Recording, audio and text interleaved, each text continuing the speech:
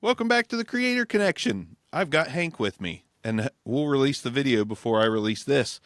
But we did an experiment of sending each other stuff, audio setups, and all that good stuff. We're going to talk about that, but for the sake of the video, as opposed to the podcast, I'm going to let Hank talk about it because, yeah. Anyways, Hank is joining me after we did this video project. It was your idea.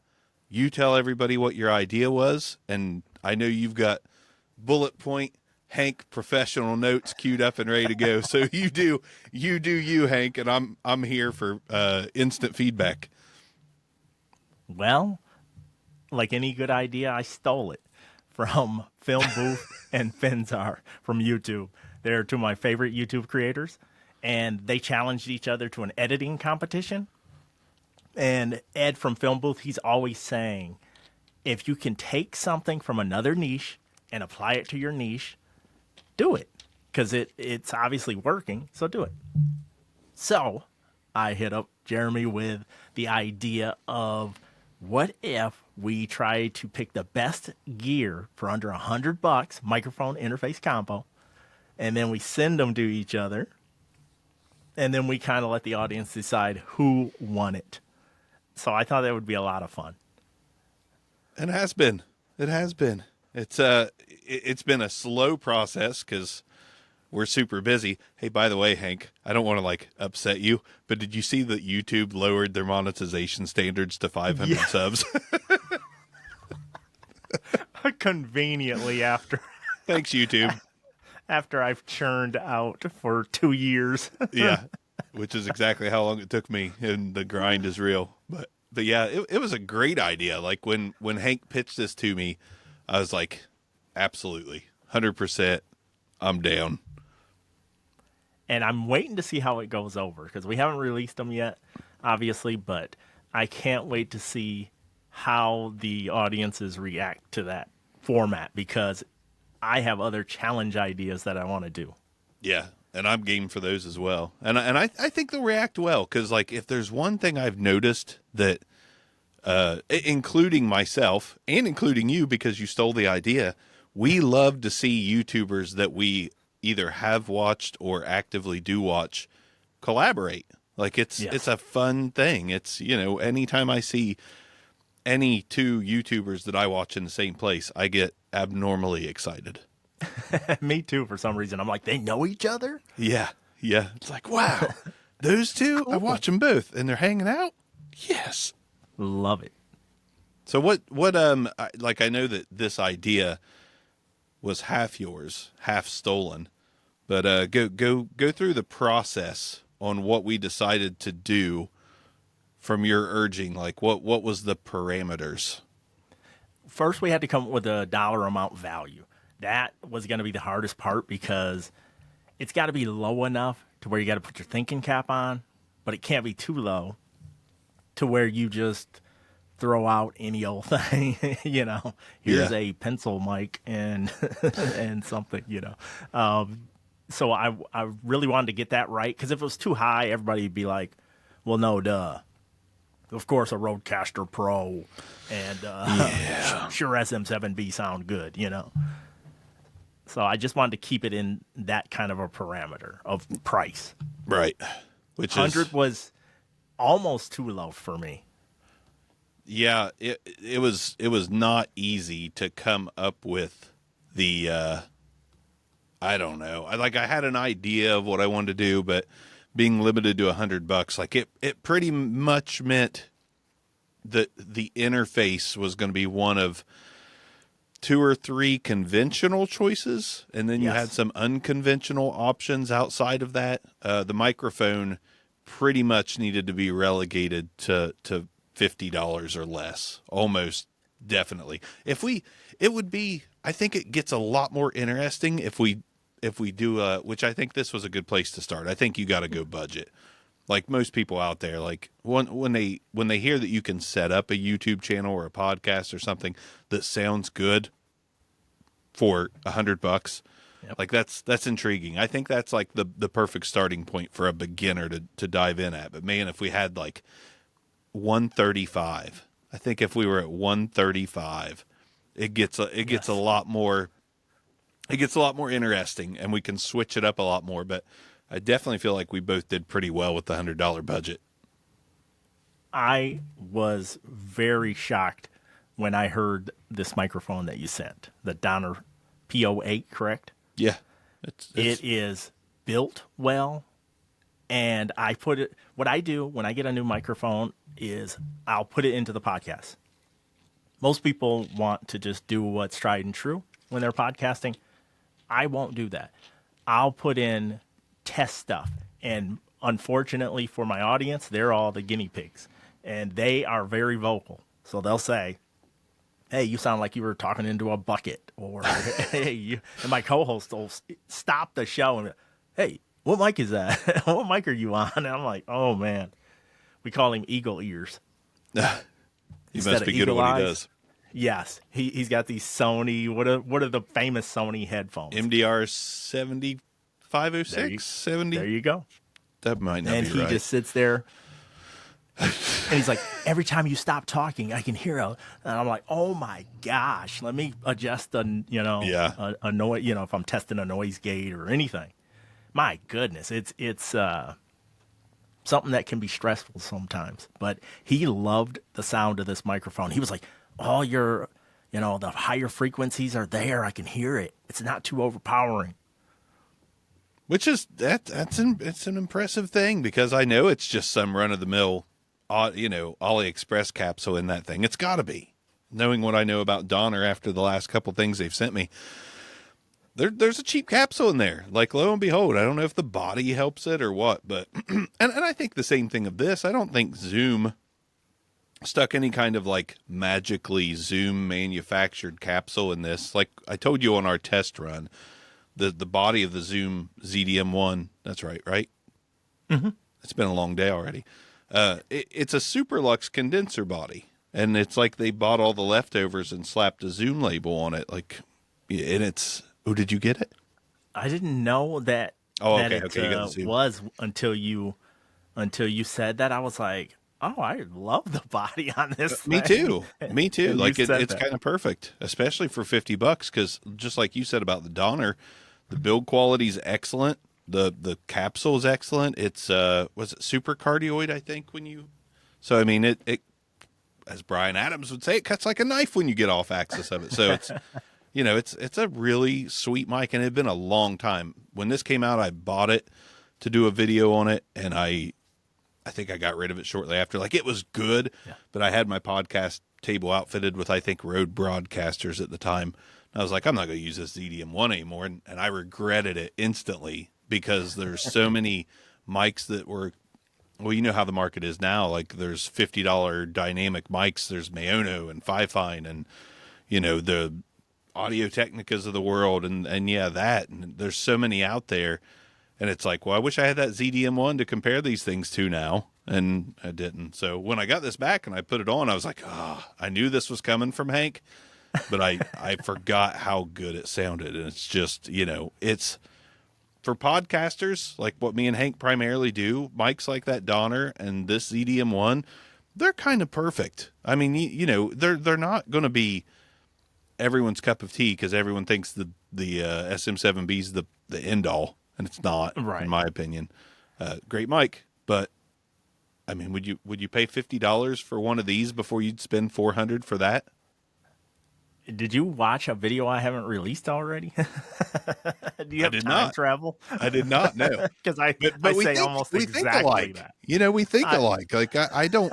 I own an SM7B for the sake of testing interfaces, and if it weren't for me seeing if the latest $50 interface would work with an SM7B and drive it, like, I wouldn't own one. And it's not because it's not a great mic. It's because I'd rather have the $300 I can get out of it on the used market. Like, $300 is worth more to me than that microphone is for the sake of just recording. Yeah. Granted, I have to keep one because of, if you're doing testing. Microphone, you got to have one. Everyone expects it. They want to see it. It is ubiquitous. They must hear if an audio interface can drive it. They have to, or else the comments will just Will it? Cascade Yes. with SM7B, Will it SM7B. drive an SM7B? Will it drive an I already SM7B? answered that in the prior comment. Right.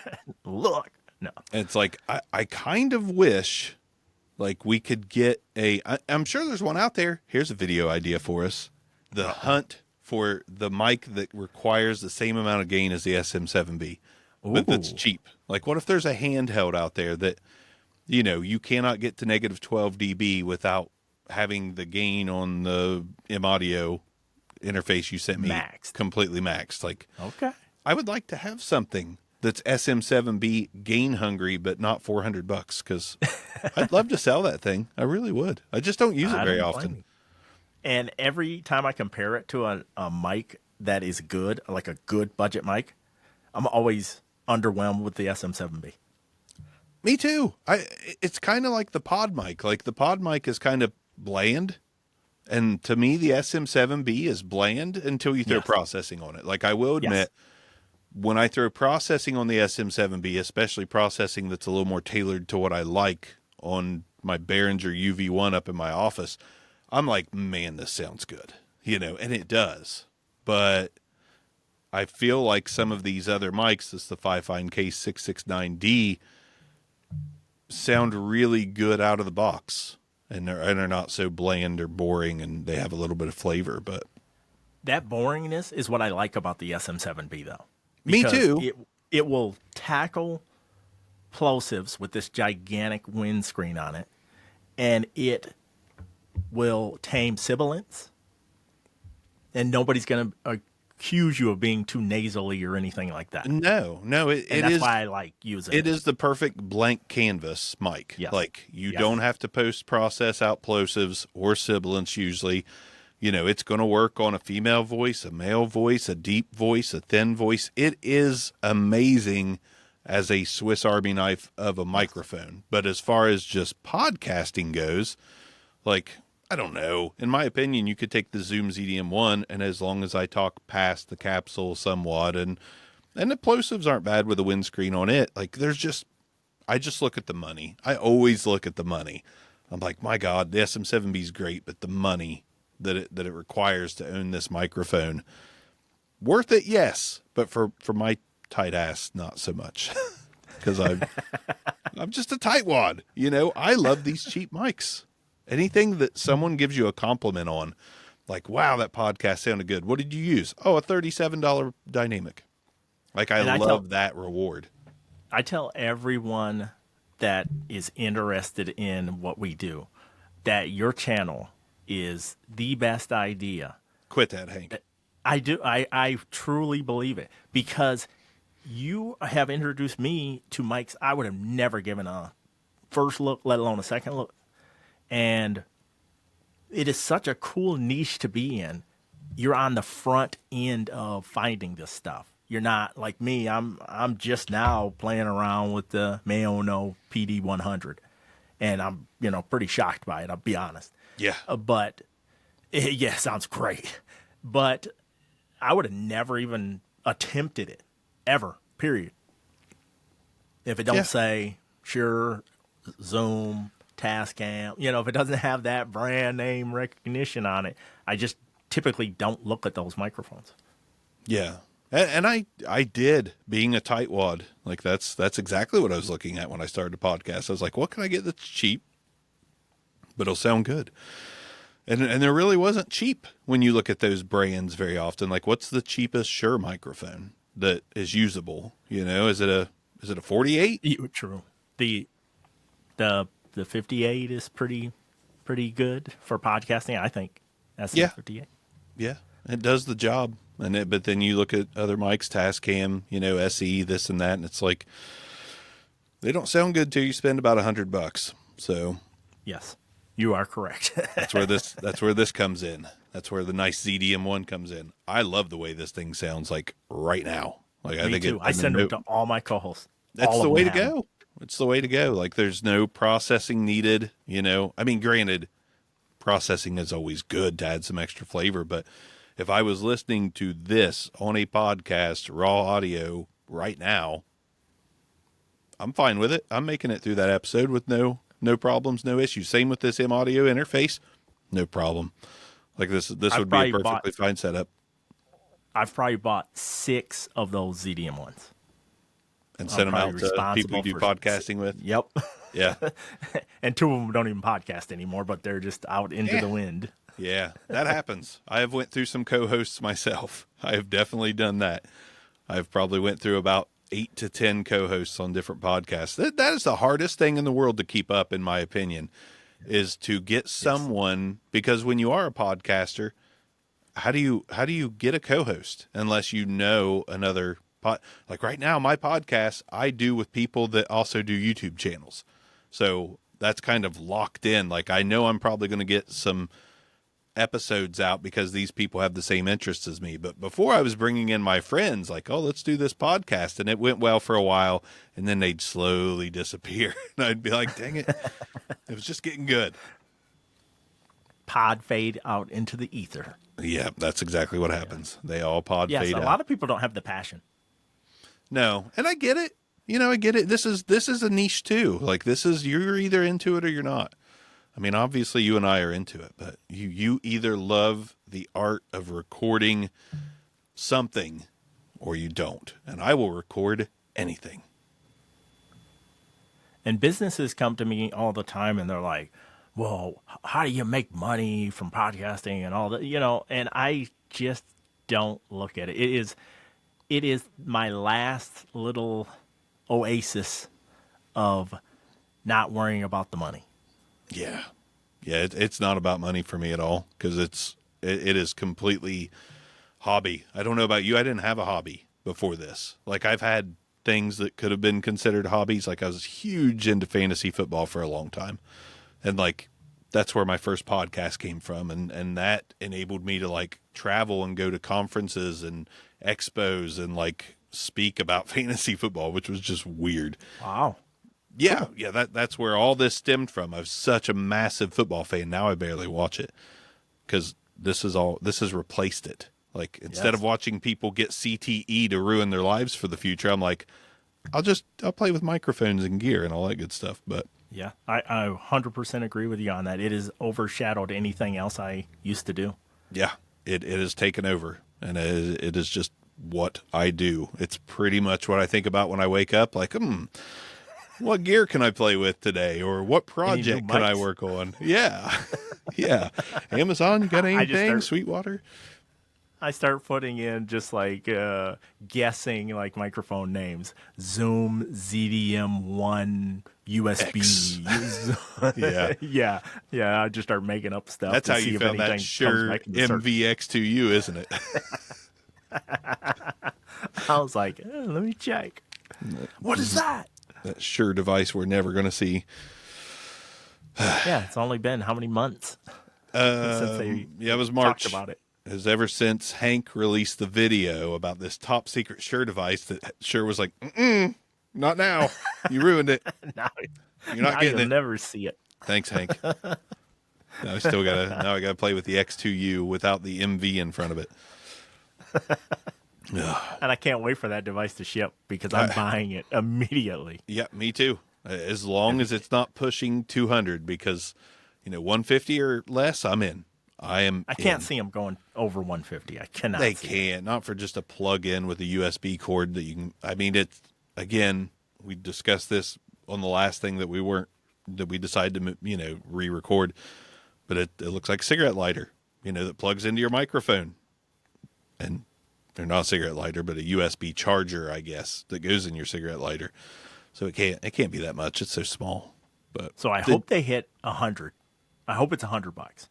I hope so too. I'll be ecstatic if it's 100, but I'm going to guess for some reason $124.99 is what I'm going to go with because it's a new version. Or that magic $129.99 that the companies are starting to gravitate towards. I'm like, what in the heck, man? Yeah. They take any opportunity to raise prices. Yeah, that's the truth. Did you have any other bullet points on the project here that we decided to go through? Yeah, I wanted to understand what went into your decision making for what you picked. Okay. And then I want you to answer your own question as soon as I'm done. Got it. So my decision making was I did not want to send you the one of two choices at the interface category because I knew it was, it was going to be this MAudio Solo or a Behringer UM2, and I did not want to send a Behringer UM2. Behringer UM2 is a fine device. In fact, Sweetwater had them for $10 at one time, and I bought 10 of them. So I bought 10 UM2s. It was $100. I was like, I can take all the handheld mics that I can't sell, that no one wants, pair them with that for the low price of $50 for both of them, and just get rid. And I did. Got rid of all of them. Got rid of 10 handheld mics I was never going to use again. You know, got to think outside the box when you're a tight wad microphone enthusiast. But I wanted to do something a little different, but I still wanted to give that brand name.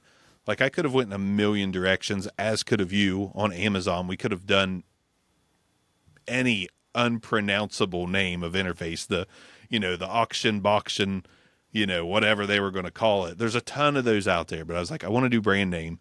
And I remember CAD sent me that CX2, and I was like, that thing's pretty good. And it's got 2 XLR ports. I know. I bragged about it last time that no one will ever see, but I'll brag about it again. I gave you 2 XLR ports, Frank. Frank. I almost called you Frank.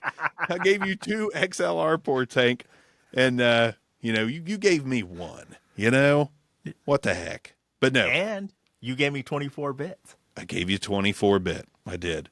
So now it's just going to be up to people to decide which one would you, do you want the MAudio device or do you want the CAD Connect CX2? And I will out myself a little bit. That CAD Connect CX2, I am 99% sure is an outsourced, CAD was able to contact this company from China who was making this device and slap our name on it. I'm pretty sure that's what it is. It's a mass-produced machine that CAD did not make. I'm 99% sure CAD had nothing to do with the build, the make, the options, because that exact interface exists on AliExpress under a litany of unpronounceable names with the same button switches, just identical. So CAD definitely slapped their name on that interface. Interesting. Yeah. Okay. I can shoot you a link while you're talking about what, we'll go into the mic next, but what went into your decision on that? And before I finish that thought, the CAD Connect is $60. $60 is how much that costs. So I pushed over that $10, it made it difficult. I was like, I'm going to have to go with the Donner. There's no other dynamic that was $40, but I wanted to do the Donner anyway, so it all worked out. But $60 CAD CX2. I like it, even though I think it's a rebadge, but that's okay. For me, the MAudio, I picked that because I love the crystal preamps. Now, the MAudio Air 192.4 is one of my favorite audio interfaces. I just think it's clean and crisp and stylish. So I couldn't obviously get that, so I just got the little not too stylish printer cable port version of it because I wanted those crystal preamps. Yeah. And it pushed a little bit more gain than the Behringer UM2. It was 4 dB or something like that, 5 dB, something in there.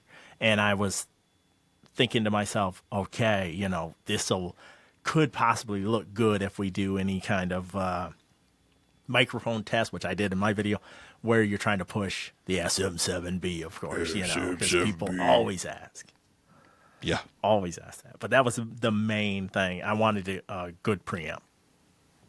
And that definitely provides it. I mean, those are good. And I think what you mentioned, the Air 192, is that what you said? Yes. 192. Is that the one, Julian Krause, you watch his interface reviews? Those are the standard for me. If you really want to know if an interface is good internally or not, Julian Krause is the way to go. Yes.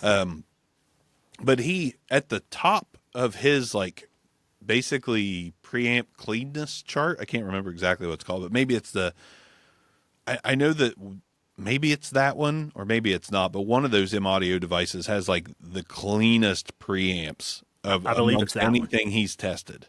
Yep. And I think it's that one. That's impressive. That's really impressive. Yeah. Quiet as quiet can be. But no mute button. So No, which the CAD that I sent you, no mute button there either, but yeah, it is what it is. You know, you can get an inline mute switch, I guess, but that's one reason why I wish if we had, if we were at the 135 mark or so, like the Focusrite Vocaster line is just so impressive to me for podcasting anyways. okay. Because we got the, have you used one of those? No, I had a situation with Focusrite. Well, that doesn't sound good. But like this for $99, mute switch, auto gain, which I'll never use, but and one touch processing with 4 presets. All these camera outs and phone outs, like it's just like a podcaster's dream to me on a budget. Like I'm using the Vocaster 2 now. That's how much I love them. I have a Vocaster 1 and a Vocaster 2, but don't tell me about your issue with Focusrite. I don't want to hate them quite yet. No, you won't hate them for a while. You might side with them. Oh, well, I doubt that, but They were showing that device off at all these podcast conferences and stuff, and I mean, I'm friends with a lot of podcasters, yeah. so I knew about the device, and I kept asking them. You know, my channel was super. You know, it's small still, but it was really small then. And I'm like, yeah, look, I know about this device. Let me have some road time with it and stuff. They're like, what device? So I sent them pictures of it. Oh, man. that sounds like my issues with the company that I have a contact with who I was working with when he was at another company and gotten kind of like, I would not close, but you know, a business type relationship with, where he would reach out to me like, hey, Jeremy, you want to test this? And I'd be like, yeah, absolutely. And he switched companies to a very big company. And he's like, yeah, let me get my footing in here. And then we'll get you out some stuff. And that never happened. Never happened. Oh, goodness. Too small. Again, my channel's too small for this company. So, you know, I get that. I understand that, but don't tell me, you know, you're going to get me some product to test from the company if you don't mean it. You know, be honest. But on the microphone, what? Well, I guess we're back to me. The Donner. This was in consideration, but I was like, I can't send Hank a Zoom ZDM1. I know he's got 12 of those laying around. Like he's probably got one in the bathroom, one in the garage. You know, he's got ZDM1s wired up everywhere. So. Yeah, it came down to build quality, accessories, and just the fact that it sounds good. It's not world beating. It's not, you know, it is a dynamic microphone that does sound pretty good, but it is by no means nothing super duper special in my opinion. But it's good. I was thoroughly impressed when I plug it in. I put on the, the DT 770s and when I first get a mic and I just lock in and I was like, oh, that's pretty good. And then the heft of the mic, when I took it out of the box, I was like, oh, he did very, very good on this pick. So I like it. People always ask me, they're like, what is that microphone? And that's the test. Yeah. Yeah, it's the test if people ask about it, which is, I do the same thing as you. Like the audiences are my guinea pigs. When I do a new episode of a podcast, I use a different mic on every podcast. That way I can see if someone wants to know what I used or if they were just not impressed enough to even ask. So, and that's, that's this one. I figure anybody who listens to the podcast form that I convert this to, they're probably going to be wondering what mic this is that I'm using. And they might as well just rename it to the Zoom Hank mic. I've helped them sell more of those mics than they can ever imagine. I guarantee it. I guarantee it. But did you have anything else that made you like what your thought process was on sending me this one? I was hamstrung by price once I picked the MAudio device. So it almost had to be that microphone because I just didn't trust anything else. The Neat Worker Bee had gone on sale, but it was $69.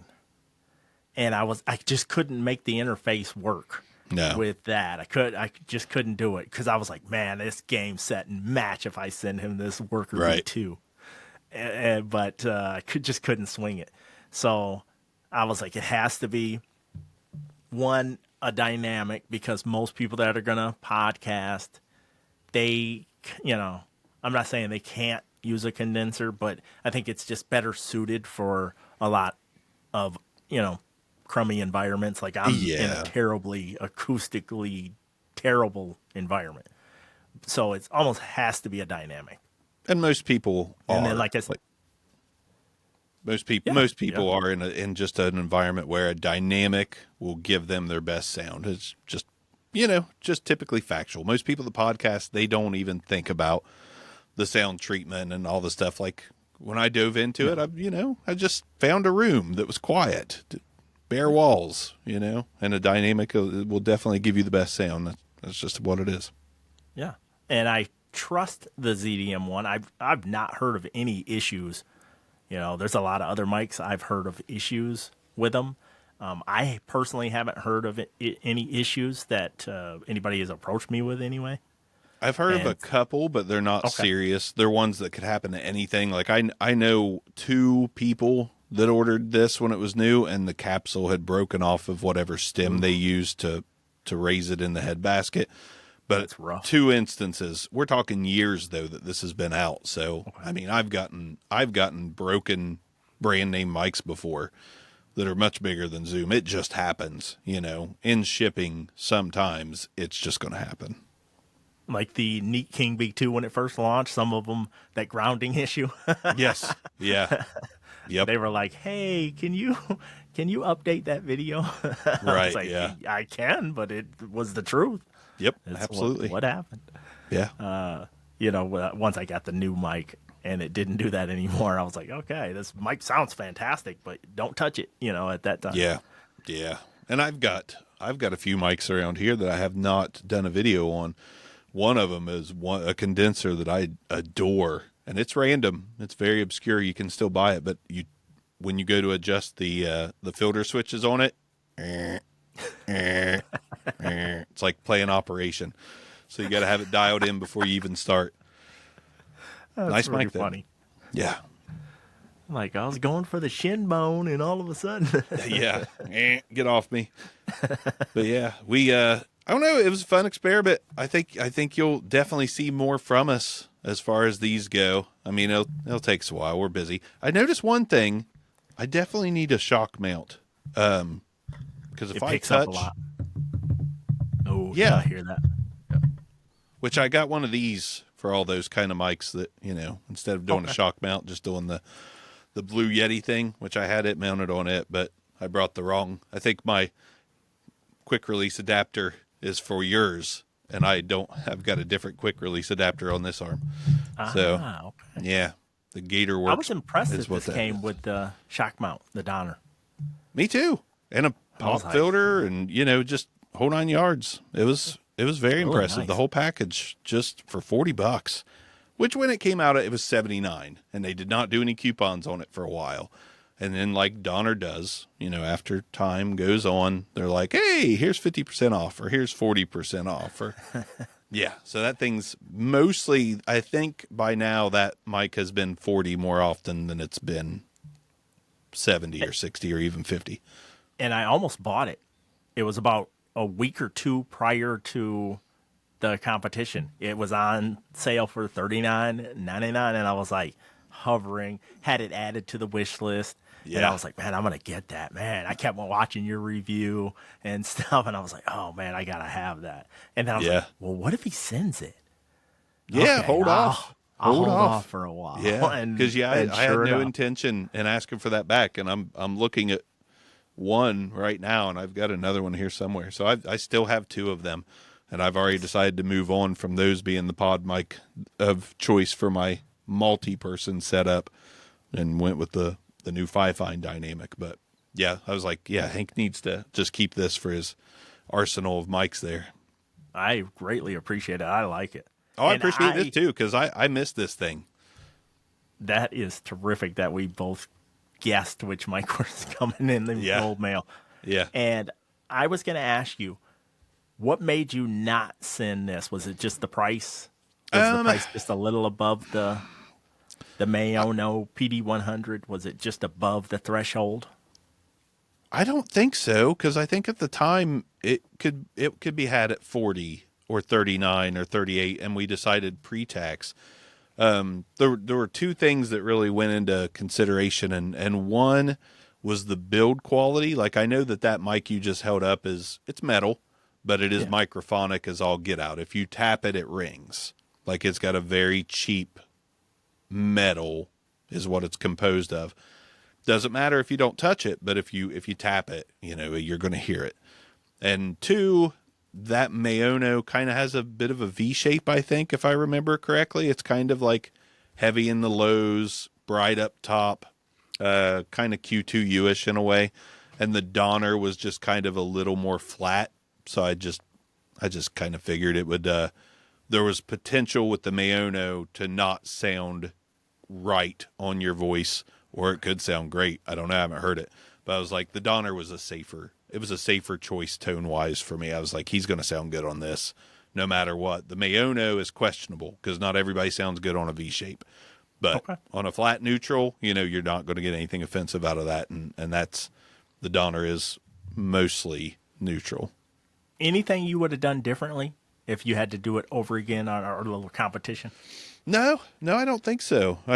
No. I mean, if this Fi-Fine mic had been out, that's the only thing I would do differently. But this was not out at the time that we decided to do this. But if it was, I would have swapped that for this, because this is Mike Newman over at his channel. Level Up with Mike would agree with me. He actually said it on his channel that I was watching yesterday, and I was like, I said that too, Mike. This is pound for pound the absolute best budget dynamic podcasting microphone Wow. out there. They're sending me one. It's the best. In my opinion, it is the best. You put a big old windscreen on it to make sure you don't pop it or anything, and that's a SM7B windscreen actually that I've got on these things. Oh my gosh. Yeah. But it takes care of any little bit of pop or sibilance that it has, which is not much. But that thing for $37 is primo. Build quality, tone, with processing on the Vocaster devices, chef's kiss. They're sending me one, and I was very impressed with the MAudio. And Me too. If it's better than that, I'm In my opinion, it is. Wow, Yeah. I can't wait. Can't wait In to my try it. opinion. Yeah. I'll be eager to see that video too, just to see how much you enjoy it. But that would be the only thing I'd do different. But it was not an option because this wasn't released. So is what it is. Excellent. Nice. I thought Anything it was a lot else of before fun, we- and I Yeah, me too. And I'm glad No. you had the idea. No. Like, we were already working on our budding audio friendship. And that, once you did that, I was like, oh, heck yeah, I like Hank. Let's do this. I really appreciate it, and I too. always steer people to your channel, man. I mean, try to do the it's same. awesome. Yeah, It's that's what it's all about. That's what the whole journey is about. Like, just knowing other people that are involved in this niche. I don't know any of them around here. There's no Hanks where I live. There's nobody I can be like, hey man, you tried that new Fi-Fine mic out, or that new Donner? They'd be like, what the hell are you talking about? And I'd be like, I'm just away going from to I'm going to message Hank. I can't deal with this. I'll just message Hank. I usually say stuff like that, and then the guy's like, "Did you want your oil changed or not?" And I'm like, Yeah, sorry. right. Sorry. Don't know what language you're speaking, Hank. Yeah, do you want 10W30 or synthetic or what? Yeah. Yeah, that's how that goes. Thank you so much for this. No, thank you, man. And I'm excited to do more. And obviously we're going to release our own videos on our own channels and do them, similar but not picture mirrored. But go check out that short film that Hank did. That is a lot of fun. That is a lot of fun. We'll link it, I'm sure. But man, just knowing that you spent a lot of time on a project, and then me being that consumer that gets to enjoy it, it's a fun thing. I And appreciate again, that. once I saw those Street Fighter graphics, I was like, yes, that's it, Hank. Yes. Underground Combat Club, over 10,000 views already. It's awesome. And I That was is like, awesome. wow, just over a week. Yeah. So I was like, Yeah. good deal. That'll only grow. And it's just very, it's just got a nice tone to it. You know, it's like a little bit serious, a little bit not, a little bit nostalgic, a little bit current. Like it's just fun. It's a very Thank you. fun way to spend. How long is it? Like it's 12 pushing minutes. 20. Yeah, I knew it was in between 10 and 20, but it's just a fun way, you know, instead of watching that other Sure SM7B review video, go watch Underground Combat Club instead. Thank you. Well, I'm going to hop off here, take my child out to eat, and yeah, get on with my day. So, yeah, if you enjoyed what Fantastic. me and Hank did, let us know. We'll do more of these competitions. We're going to do it anyways, whether you say you enjoyed it or not. But, you know, We hated it. Oh, we too bad. hated it. Here's more. Yeah. Yeah.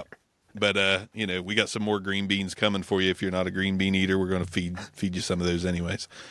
I use those because that's what I hated as a kid. But, yeah. That's it. That's it. We'll come back with some more, and we're eager to hear the feedback. I think we're both going to post like a poll, right, just to get what Yes.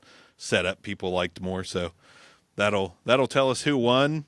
And I'm not looking forward to that part because I don't really want to win. I want a 50-50. I just feel it was even. I'd love to see an even vote, but That'd be great. it'll be leaning one way or the other. 48 to 52, 51-49. It'll be something like that. It's all good. Well, thank you, Hank, and Thank you. we'll see you next time.